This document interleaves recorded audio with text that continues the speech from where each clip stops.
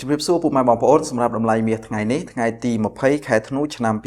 2025សម្រាប់តម្លៃមាសដុំ1គីឡូទីផ្សារអន្តរជាតិថ្ងៃនេះដោយសារថ្ងៃនេះជាថ្ងៃចុងសប្តាហ៍ទីផ្សារអន្តរជាតិបានសម្រាកខ្ញុំនឹងធ្វើការផ្សាយពីតម្លៃមាសនៅលើទីផ្សារអន្តរជាតិមុនពេលបិទទីផ្សារមានតម្លៃ$4,337ក្នុង1អោន$139,462ក្នុង1គីឡូក្រាម$5,271ក្នុង1តម្លឹង$527ក្នុង1ជីបាទនេះគឺជាតម្លៃមាសនៅលើទីផ្សារអន្តរជាតិសម្រាប់ថ្ងៃទី20ខែធ្នូឆ្នាំ2025បាទអរគុណច្រើនចំពោះការទស្សនាវីដេអូមួយនេះជួបគ្នានៅវីដេអូក្រោយបន្តទៀត